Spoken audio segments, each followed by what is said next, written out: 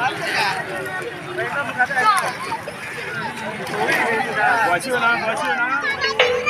dapat kami ada lagi. Oh, Bali aku tahu lagi. Tahu tapi mungkin dah ada kita kan mandi Mekah. Kita mulai mandi Mekah. Tapi nyuan tu ada. Enggak ada mangano.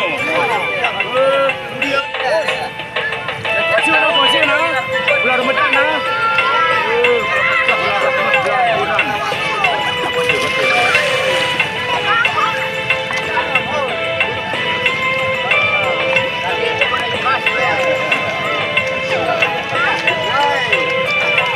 Misi sudah, nak kira dah ibu.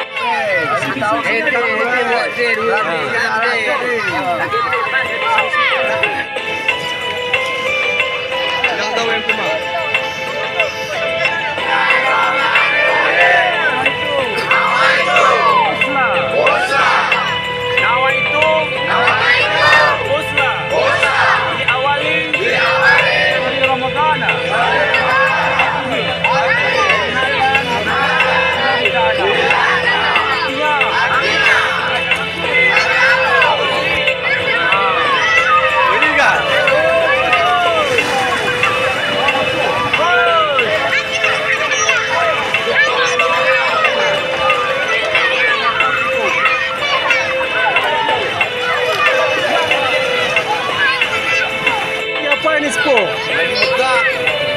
Ini tiap tahun dilakukan. Tiap tahun dilakukan sejak awal bulan Ramadan. Tak misi sekiran. Ini sudah tradisi suku Alas semenjak dari Dubai menyambut bulan Ramadan. Awal bulan Ramadan mandi Mekah. Misi sudah.